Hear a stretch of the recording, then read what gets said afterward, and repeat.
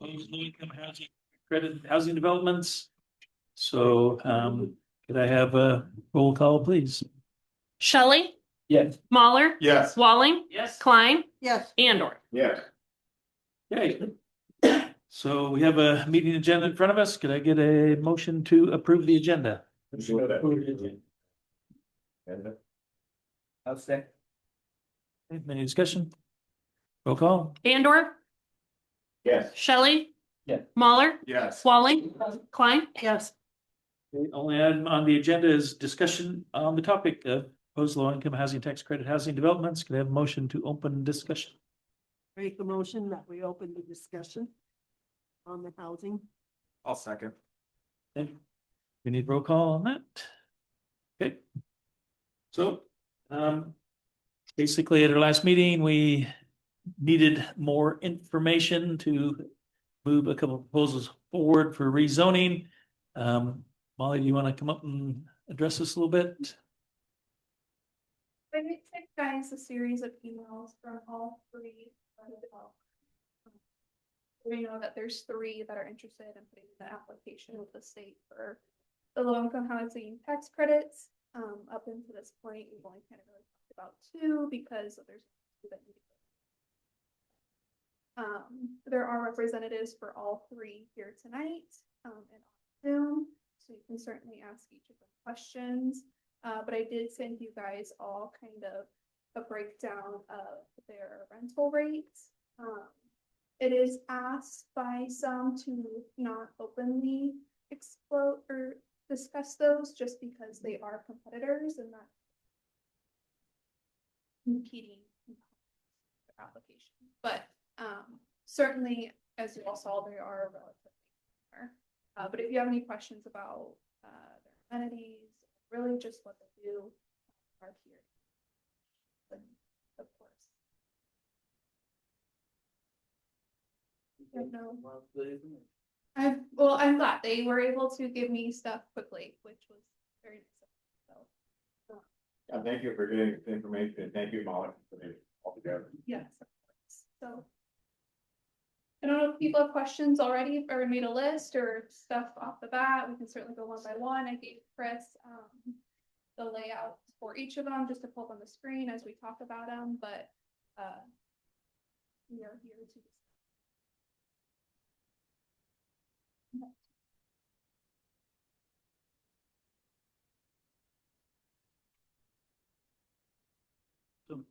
Basically, it's for discussion.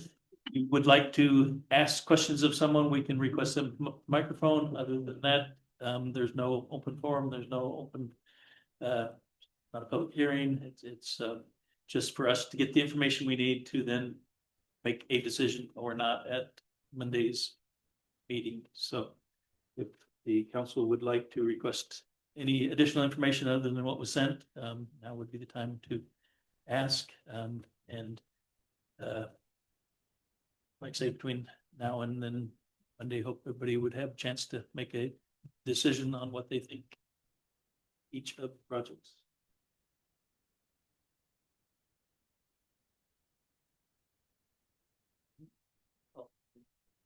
Bye.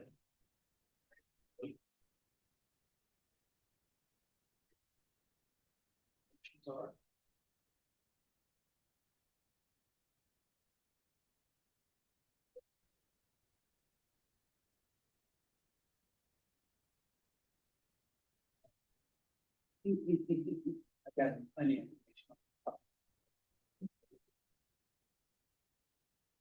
Just as a reminder, make sure we're speaking into the microphones so that those online and the recording can pick everybody up. Thank you.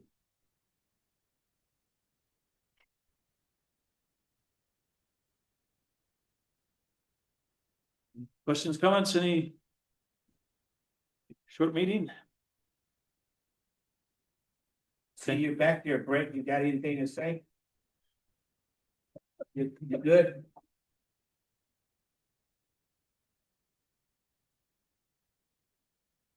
How you doing? All right, I'm up here, Brett's on a bike service.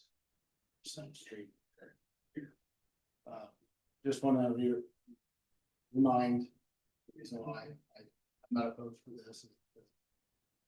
Being that it's in a commercial zone. And that's what my business is. Like it should be a residential area. To have apartments. My main concern is, I've already explained, is the noise of my business. Surrounding businesses. Cinemas and stuff running all night, which and my business. I've ran into this problem before, I've lived here all my life. I ran a body shop with my dad right over behind the police station. And there was houses close by and we did get phone calls. From the police department to come down and tell us to be quiet, mostly, when I was younger, I was working late down there, fixing cars. There was a couple times that they had to come down and tell us to be quiet, after 10 o'clock, but where I'm at now, I don't have that problem. I can run a skid loader, moving snow, all hours of the night, make any type of noise I want, and I don't have a problem with any complaint, basically because there's nobody, really around that's sleeping in that general area.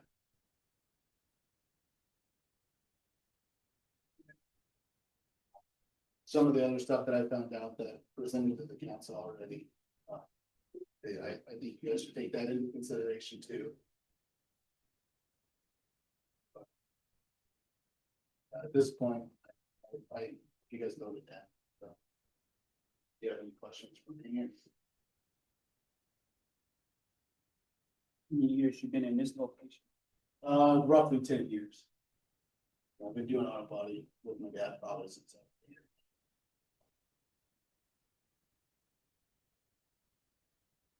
Brett, just for clarification, because there are 3 locations, so it's reflected correctly. Are you saying vote them all down or the one specific to adjacent to your property?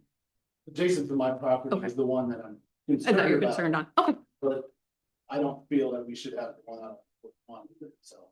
Okay. I don't feel that we need low income. With the apartments that already have. Look at your poll. Not all, JC Mark's gonna have, he's got some that are vacant right now down here at H&R Block. And he also is doing remodel, both stone wall. They're in the works. I know his down here are not full. You have meeting last week, we're in the bar. He popped in the bar. That's the reason why we're downtown.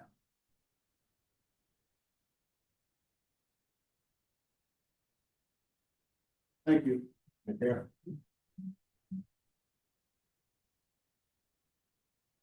Yes. Were any council members able to connect with other cities and have conversations? Yeah.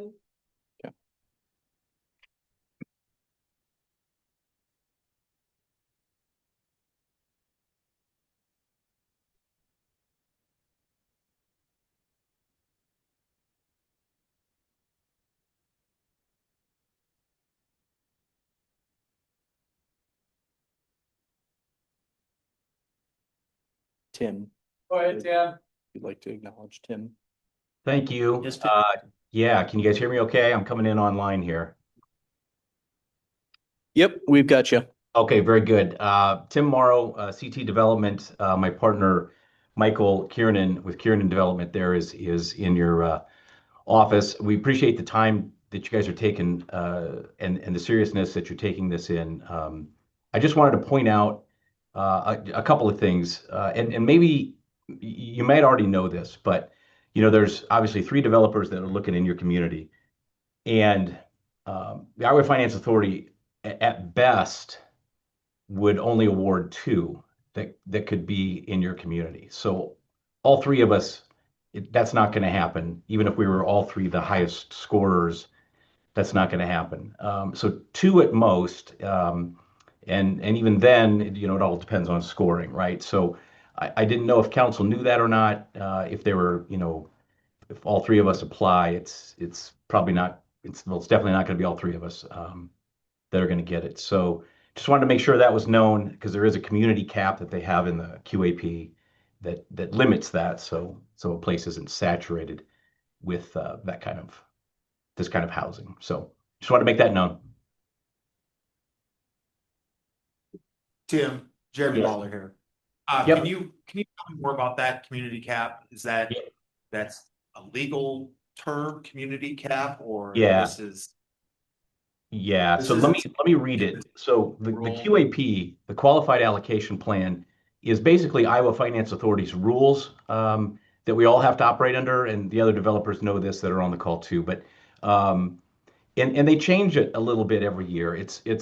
There's tweaks here and there, but we all follow this. This is the, for lack of a better word, the Bible when it comes to us applying and what communities we go into and so on. So in the QAP, I can read it verbatim if you wish. It is on page 7 of the QAP. It's called Community Cap, and here's what it says: a city in a rural county shall receive no more than one tax credit award, and a rural county shall receive no more than two 9% tax credit awards.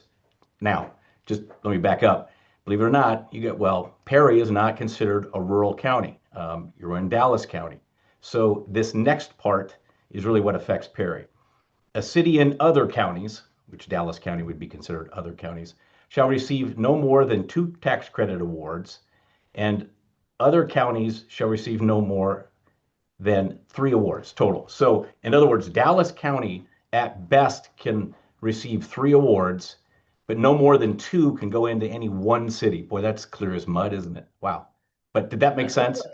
But that's how it reads. So, when you say, is it a rule? It is a rule. It's how they govern, um, where these things go. And you can imagine in larger areas, Des Moines being one of them, Des Moines could take on many of these things, but they don't want to oversaturate any one particular area.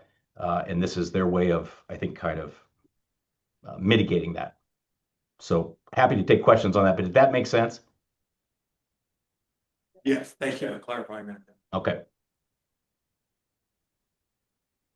And just to kind of double down on that, did you say there's 12 awards statewide likely? Give or Yeah. take.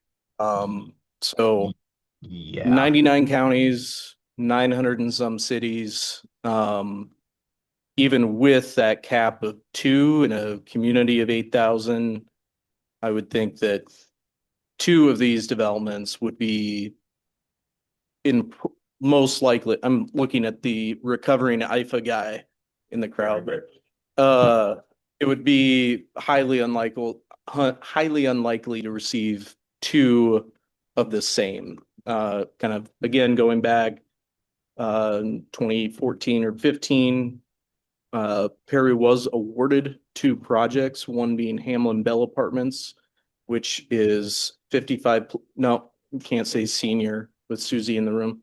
55 plus, and then a family unit. So that's kind of the 2 separate buckets in which we could be more likely to get 2 projects, but with that total cap and the number of projects that they really want to and need to spread across the state, I'd find it very surprising to get 2 awards.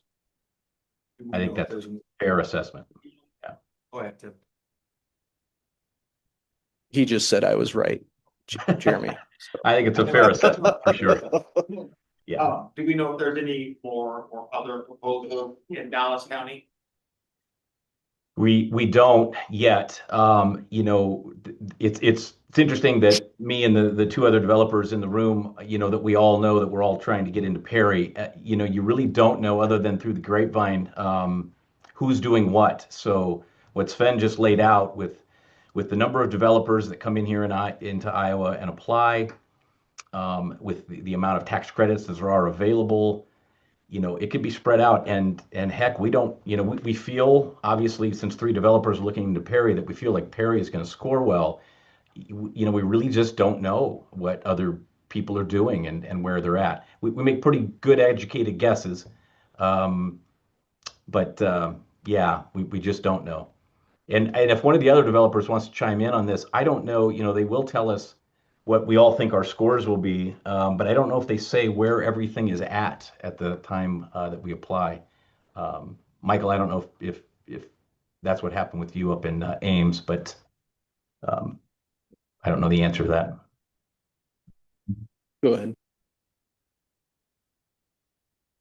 I'm Michael Kiernan, with CT Public Driven Development, and to capitalize on what Tim said, you'll have a pre-scoring mechanism where all the projects, I believe this is same day usually, yeah.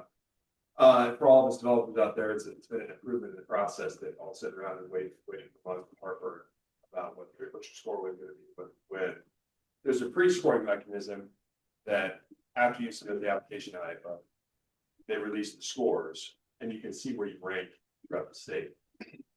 And maybe to clarify, the city of Perry, this is a lot of information to take in on how these are awarded, where they're awarded.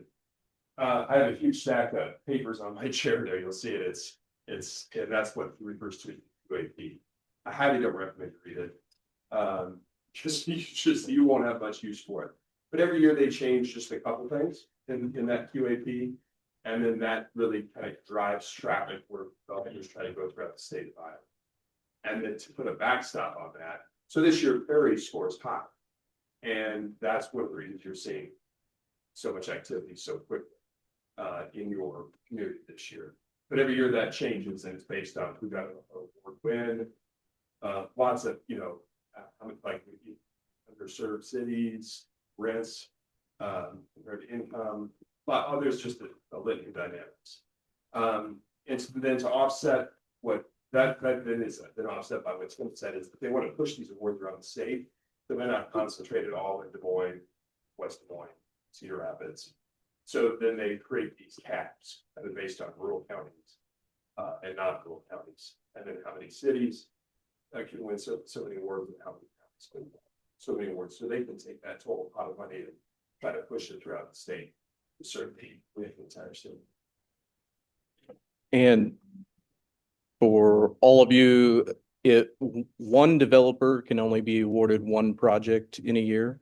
So I said Two. You're allowed 2 projects, and you have a developer cap, and that cap is 1.9, which stands for 19 million, or one project in total of 17 million. And you might be getting a lot more activity here more recently because inside of our industry, it's all based on pricing and what you can sell those credits for.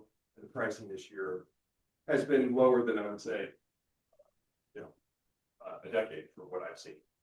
And so I've then increased the number of tax credits per unit and cost cap. And so you should also know that I've inside these, if they say you can have $17 million to award a project, every unit is capped based on whether it's family or senior and how much you can spend per unit. So there's all these inside variables that kind of drive it. And then you're scored based on location as well, like the services and amenities that you provide. So it's an interesting process to be part of. We just built a development completed last year up in Ames, Iowa, and before that we're in Winterset. So it's always interesting when they end up pushing these around and how the scores change. Thank you. Hi, this is Sherry Welch. I'm on Zoom right now. I don't know if this is okay to tap in this way. And can everyone hear me? Yes, go ahead. Okay. So I just wanted to share my 2 cents worth on the Center Street and West 3rd project that is very close to my 2 businesses that I run over here on Center Street and Main Street here, First Street. I just want to just say that I do not approve of this location for the low income housing for multiple reasons, but The other thing that I would just like to say and ask more so from the board is I know that there was an Iowa State assessment done a couple years ago. I don't know all the details on that, but just making sure that that you guys have done your due diligence as a board to see what we need. It sounds like somebody will get this grant for somewhere here in Perry. But again, I know I talked to each one of the city council members. We need middle income housing. We need high income housing. And I also wonder, I know you touched little on why we score so high, but from the builders or from the investors, why do we score so high? Is it just because of our proximity to the metro? Because I find it interesting too that you don't want to saturate the Des Moines area. And I currently feel like we are saturated with this style of low-income housing. You look at each corner of the city and we have got one, really. If you think of, I do not know the name, but out at Barjack, I know that's the old name. Out there, we have trailers. We have them right when you come into town, we have low-income housing. We've got it scattered through the entire town. So I would really urge you guys to focus on bringing in that middle to high income. These are the people with disposable incomes. These are the people that are going to jump on your city council board when somebody is ready to be done, to jump on the chamber, to coach your little league. These are people that we need to then open up small businesses downtown that we are lacking and everything else. So when you're looking at all the projects, I highly oppose the center and West 3rd Street, but I'm really not too keen on bringing any of them into our community at this time. I'm not saying there's not a need, but it's not right now. It's not what we need at this moment in Perry.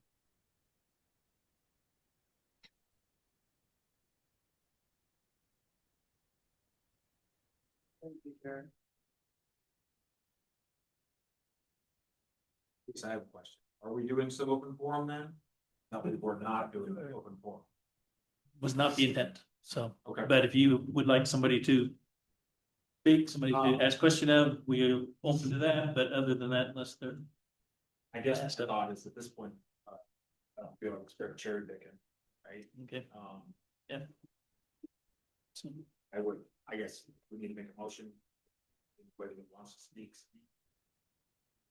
While, but got a couple of opinions. We've got some people that obviously have some. I wouldn't mind hearing them. I think we do our open forum reading cap. I don't want to sit here. Do the whole thing, but I think at this point we've heard some things. It's fair to. Yeah.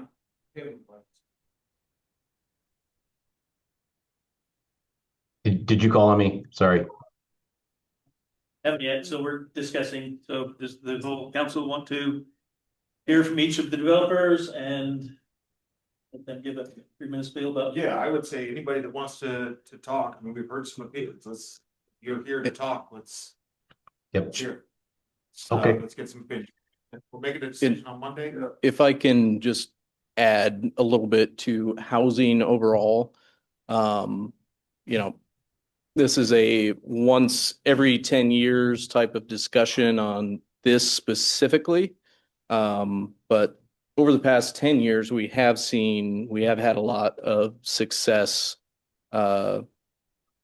in retrospect to the previous 10 years before that in new single family housing. It's something that Molly and I are always talking about amongst ourselves with folks in the community and developers.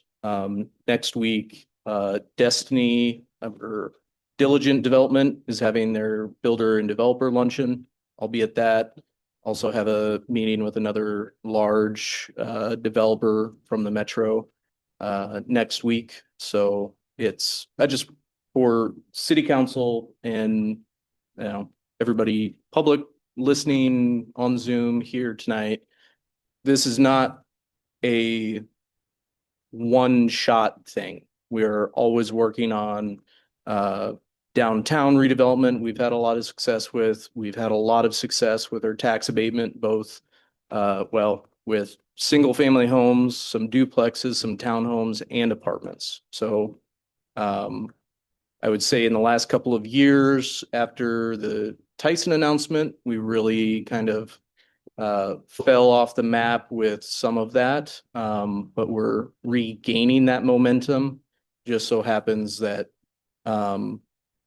these conversations are really the first of that momentum overall. So all those other conversations about the full spectrum of housing types and affordability ranges are always ongoing, and we're always trying to sell Perry and have discussions about local incentives, state incentives, whatever it takes. So Many individuals have plans, I believe, to build some single family homes this spring. So there's a lot more going on in the mix of housing than just these conversations. That's just kind of what I wanted to. So, by my count, everyone that's spoken so far, with the exception of Sherry, has been asked a question or something. But we just want to call Sherry and slip through the crack and do this all Monday night. I'm okay with that too. I just wanted to point out that we're taking questions. We should probably take questions from everybody or not. I don't.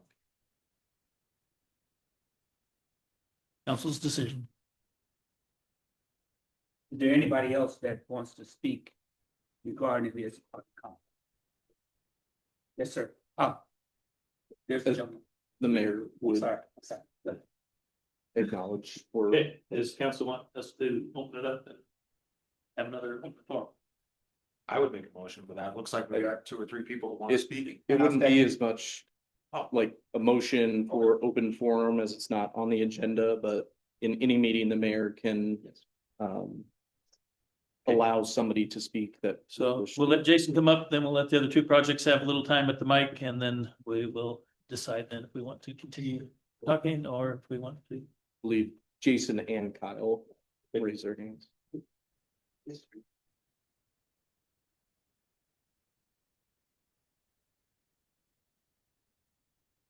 Jason McKee, address. Yeah. 11 Granger, Iowa. Thank you. Now here in Paris. Been up to the last 2 meetings. I still, I don't even know. Is this a 3-minute deal or does this have question and answer?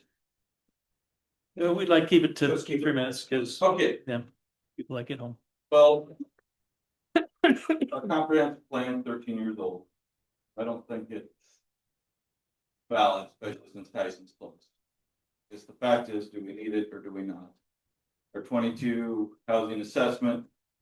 Now we're at 4 years old, pre-Tyson closure. As far as the West Third property, I still haven't spoke to a realtor or a banker that says that is not spot zone. I looked at property taxes in different commercial places in Perry, which the property is now commercial, and compared it to these other housing developments like what's proposed here. And it's not even close. The commercial properties have way more property tax coming. Don't know if I brought all those notes or not, but it looks to me that all these other residential developments similar to what they're talking about is half of the property tax. The developers last meeting, I think one mentioned one was a $13 million project, one was an $18 million project. What's that mean to Perry? Are they going to Stokely to buy lumber? Going to Ace? They hiring Harlan for concrete? They doing Hogan for heating and plumbing? I doubt it. I'd like to think maybe they're buying something in town. I feel like they're going to buy gas, fast food. Obviously, they're bringing in construction materials. They're bringing in workers. Are they staying here? Doubt it. I mean, obviously it's a big project, but I think those numbers they threw out make it sound like a great deal for Perry, and I don't see it. And Wish someone could show it to me. Especially the place on West Third that's next to commercial, and it sounds like even the place that's next door to that, to the north of it, is getting sold. That's gonna stay commercial. He's gonna be doing commercial stuff. We're gonna end up with noise complaints, guaranteed. When I was on the east side of town, for all outdoor, I mean, we purposely didn't start anything. My day would be delayed till 8 a.m. because there was an apartment building next door. Just out of common courtesy. I don't want to wake someone up. I don't need a complaint. I want to have happy neighbors as well. When I move over here to over to the old metal gold property, I'm gonna end up with the same thing with the residential place behind me. Do I want to say, no, I don't care, that's why I bought the place anyways? Do I want to try to respect the neighbor? Where am I gonna be at with that? So I think that's a concern. I think the other commercial properties are gonna end up with the same thing. And then the police end up with calls that are wasting their time and their effort and everything else as well. One of the council members brought up one of the meetings, they would like to see more people here if they don't want these projects. The fact of the matter is, I haven't seen anybody here that wants these projects except for the developers. I'm guessing you guys got all more complaints than. Did anybody say yes? You want them for the developers? Want and or need? I guess I haven't heard it from anyone I spoke with. I don't know if you guys have heard that or not. The number keeps getting thrown around once in a 10-year deal. I guess I don't quite understand that. Yeah, If can someone we could explain that, that'd be try great. to wrap it up? And then why do we just score well now? Why don't we score well next year? The year after that? We don't do any of these. And we do score that well. We should still be scoring well.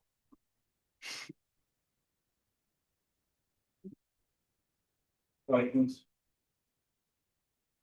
Yeah. And we all know where I stand on these. Kyle, you wanna come up? Name and address and then, Kyle Baxter, 7 Football Street. My perspective's a lot from my time on the school board.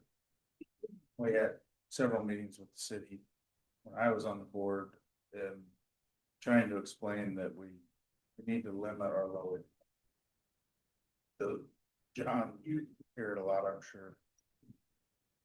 With the issues that it brings to our community and the complaints we have in our school, when you go to Zillow and you start looking at homes in Perry, there's a rating at the bottom for the schools. Perry's rating has never been able to get lifted up. And a lot of that has to do with because Polk County Public Health literally sends low income people to Perry. Is that what we want our community to look like? Is that what we want our community to continue to be? I think we're at a point in time right now with the changes we've had the last few years. We can make those decisions right now, what it look like as a community. The Harburger, I spent a lot of time down here with them, asking the city, look, we don't need any more low income housing. He had the statistics that he brought to the city at the time, showing what issues that causes. Schools major low S. Those records are out there for anybody to see, and it's continuing to drag our school down because low SES people are also harder to educate.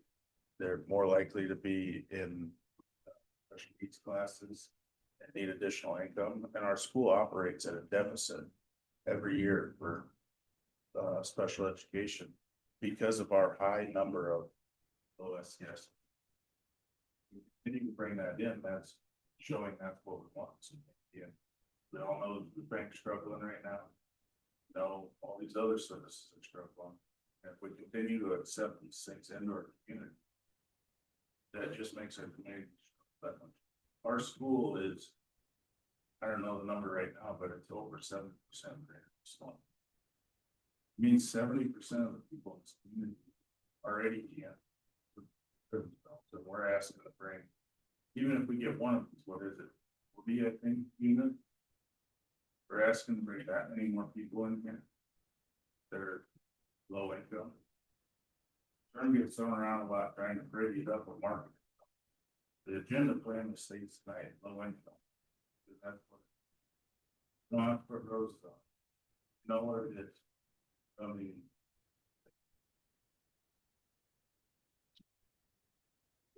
Okay, open it up to the two developers that they'd like to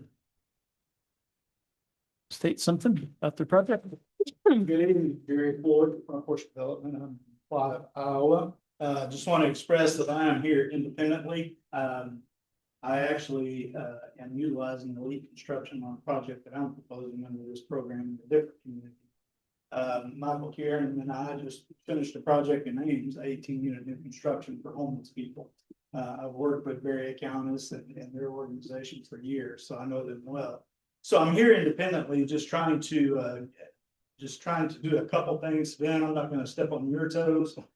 You're the city manager here. You coach these guys on what they need to do, but I just want to kind of put my public administration degree into focus here just a little bit and discuss what you guys are actually considering. You're looking at a zoning change, and a zoning change needs a few things to exist, two things mainly, and the third thing that I think you really ought to consider. I'll start with the third one. Does the need exist?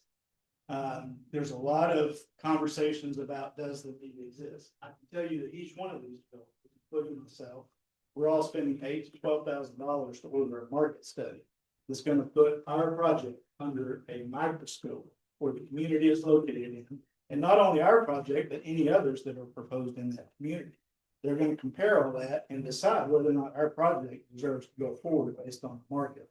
If they say it's not, none of us are submitting that application to the finance authority, because the finance authority will use that market study to say that our project did not meet their threshold requirements, and they will not even score the project. So it's a waste of time for us to submit it. So we will have that market study in hand before any one of these applications are submitted. Other thing, number two, does it meet the city identified use? Admittedly, you guys are working under an older comprehensive plan. I work under comp plans that are 20 years old. Maybe yours needs updating, but you haven't taken that step yet. We're still operating under the current comprehensive plan. And as far as I know, I think Randy's project does, maybe the other two do as well. I think they meet what that comprehensive plan says for the area that they proposed on that. What they're proposing fits within what that comprehensive plan says that the city council has said they're looking for in those communities. So if those two things are in place, number three, does what is proposed meet the zoning code? Is the building, is the improvements, is everything that's being proposed, does that meet the zoning code? If it does, I think all three of those things together, if they all exist, you're in a position where I don't see how you cannot approve in a particular case like that. So my suggestion to you is weigh those things, do these three projects. Michael, he doesn't need it. Tim, they did a good job finding the site that was already zoned. The other two of us are out here trying to get that changed. But if they meet those conditions, I would say you should approve that zoning. If you decide not to approve one of them or both of them, I think that puts you in a precarious position. You're either playing favorites or you are doing exactly what's been brought up, your spot zone, period. So I think that would put the city council under some scrutiny if you decide to move that direction. That's really all I had to share with you this evening. I'm happy to take any questions.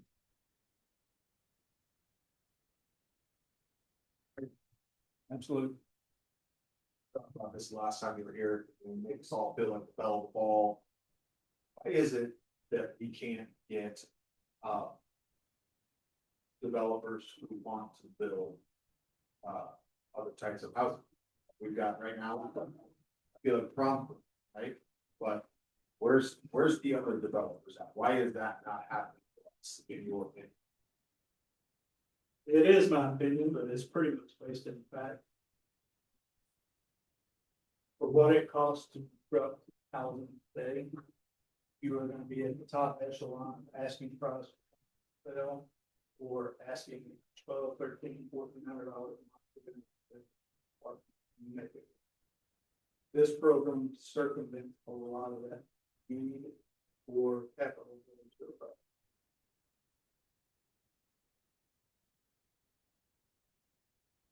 You know?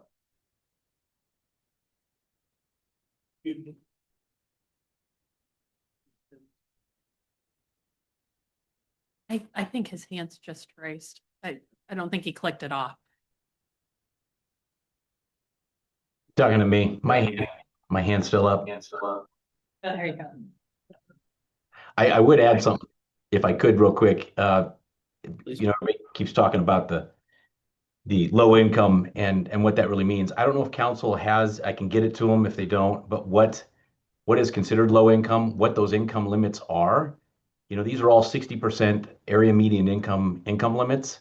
And I think you'd be surprised at how not low they are to be able to qualify for these rents. So I'd be happy to send that to Molly, what those income limits look like. I don't know if we've ever sent that to you guys, but that might be helpful. So I'll plan on doing that. Yep. Did you send that out to everybody? Yep. And just so, I think it was just over $48,000 for a single, one person, and then it goes up with the number of individuals in the household. So that was, who was I doing math with? It was $20.19. $23.13, I think it was, something like that, right in that range per hour, as far as wages go. So. Yeah. I think we already got that information. Yep. Hasn't been sent out there. To clarify though, those numbers are based on mean income for Dallas County, correct? Area median income for Dallas County. So that's where if. West Dallas County is a little different than South. Correct, which in the cases with, how these proposals look in Perry versus other communities, the rest of Dallas County, and it might be Des Moines MSA it's based off of. Yes. Either Des Moines MSA or Dallas County wages. So if we were, a mile north in Boone County, those would likely look quite a bit different. If we were a few miles over in Guthrie County, those numbers would look pretty different for those income limits. So, not only this specific program for housing, but workforce housing tax credits, our CDBG grants are also based on income levels, and we're eligible for those as well. So that's the downtown reconstruction CDBG grants. I think wastewater, I think we got one for wastewater. And then both the Tin Pick Apartments and current Nudgers project is with CDBG funds as well. So I don't believe, I forget exactly if those upper story housing grants had wage. The Tin Pig wasn't CD. It was Oh, maybe it was different. recycled something. It wasn't yeah. CDBG. It was something slightly different, but So similar. It just wasn't specific CDBG. Name and address, please. So Nicholas Pack, I'm with the company is going by Barry account. This is going remotely, and Chris LeGrand is here with me, 500 South Front Street, Columbus, Ohio. I won't regurgitate kind of what's been said in previous meetings. I'll just kind of follow up on what's been mentioned here tonight with some of the concerns. When it comes to what's considered low income, it's been expressed by some of the other developers as well.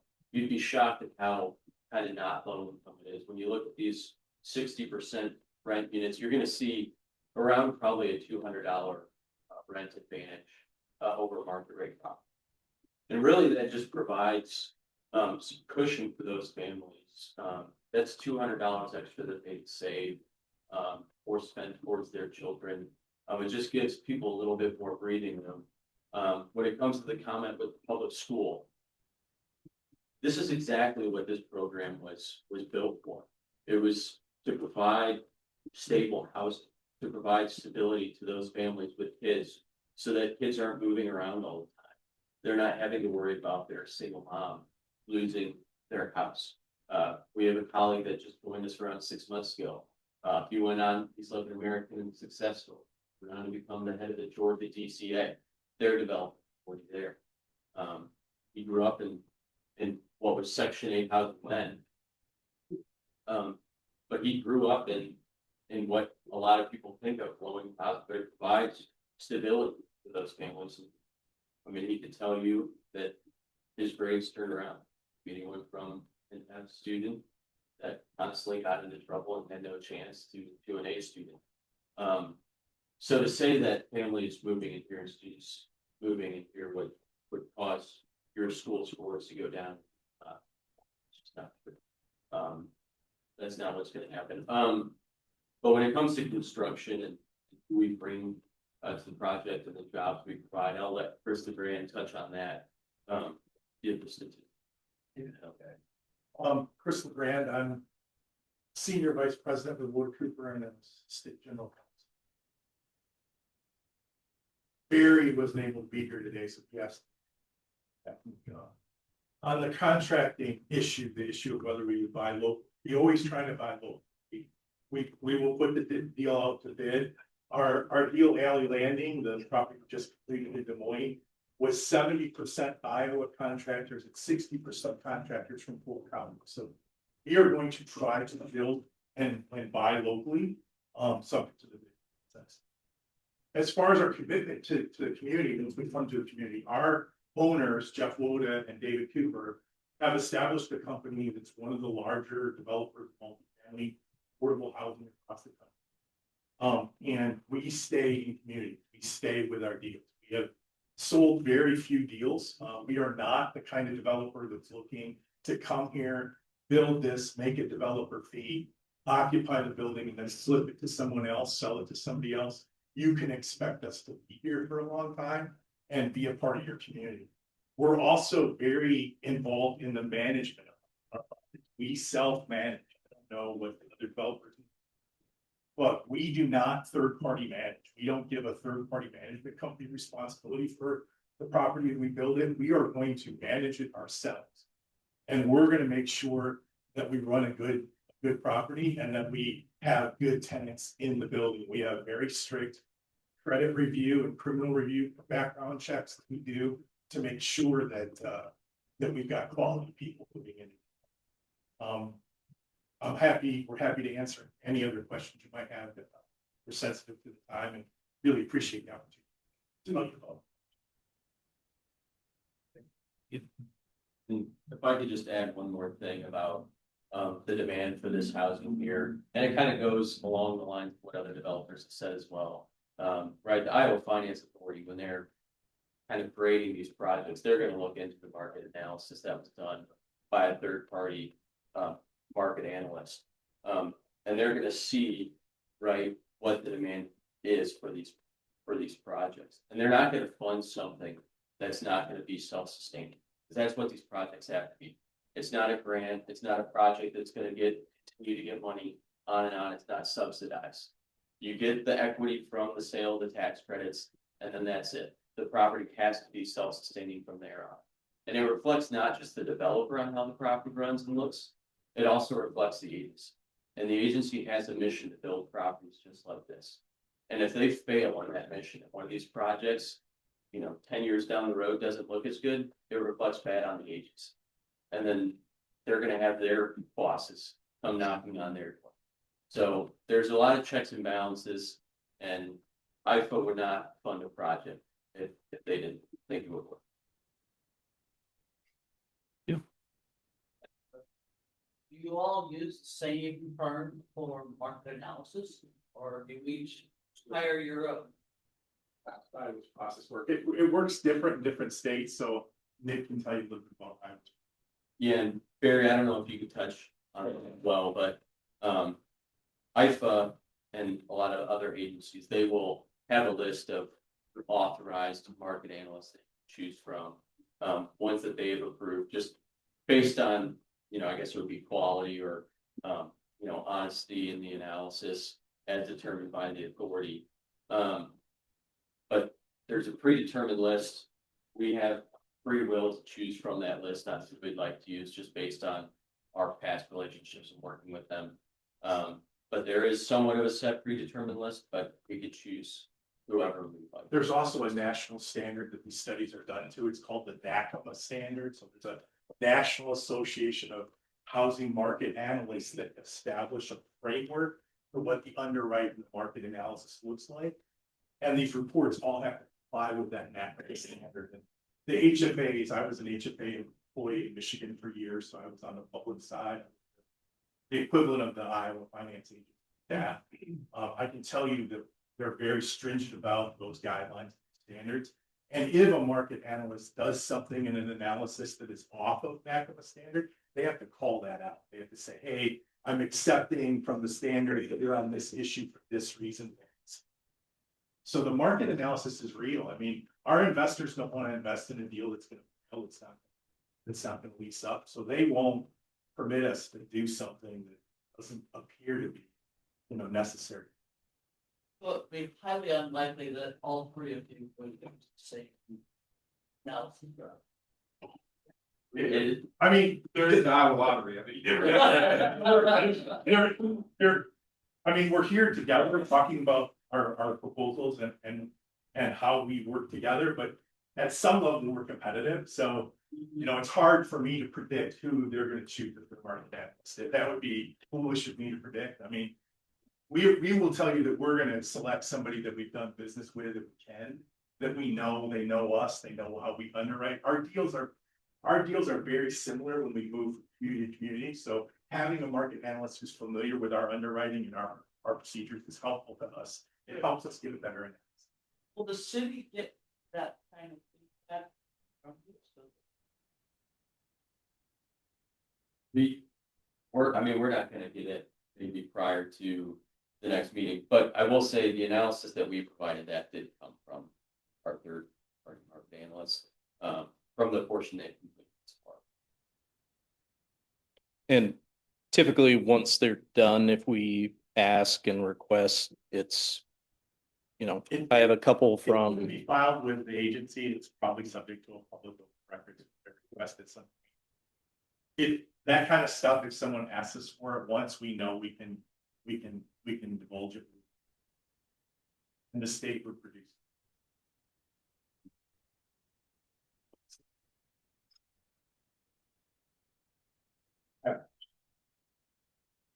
So you told us we're pretty. Thank you. In my experience, people don't throw a bunch of people at a problem unless there's some profitability behind it. Correct? And that's why you guys are here, to make some money, consuming. What's the track record, anybody, for continued support for doing things, parks, fundraisers, just anything like that that would just let us get every night and kiss us and leave. And that's No, I mean, this goes to the point I tried to make about our long-term ownership strategy. Sure. When we come to a community, we're committing to you for a long period of time. My bosses always say, hey, my name's on that bill. Woda, Cooper, their names on it. They do not want a property that looks bad, that isn't reflective of the community, that isn't a very strong part. So we do a lot of things like that. We encourage our residents. We have, and we don't mean to put you on the spot, but yeah, that'd be great. Yeah, I mean, I have 375 properties in 18 states. So it should be easy to come up with something, right? Well, but we do things in the local community. Can I give you a specific example? Nick, you got anything? The ball cooler.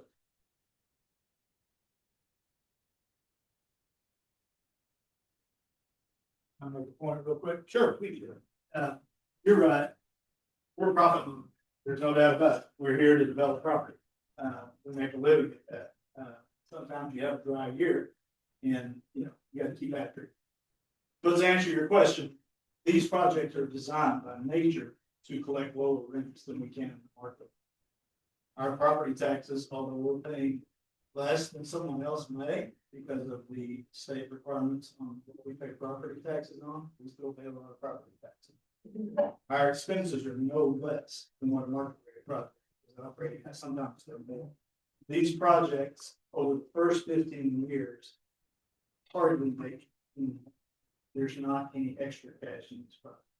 Investors are utilizing these projects, utilizing tax credits to take all of the benefits of owning real estate. And all the cash flow that goes into rent goes out some way. That leaves very, very little. That's kind of why we're not dumping tons of money. Sure, that would be. The next thing, Yeah. portfolio, Right, and that's kind of the east there. Okay. That's all I have. Okay, thank you. Yeah. You need anything else? Is there any other data or information anybody would like staff to collect? Otherwise, I think with the information Molly sent out, you can each do some cold calls to other communities.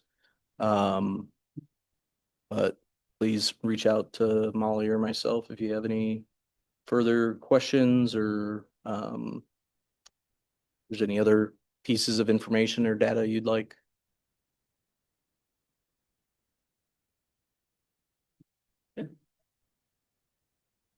That we will adjourn and we'll see y'all Monday. Thank you for having us. Thank you.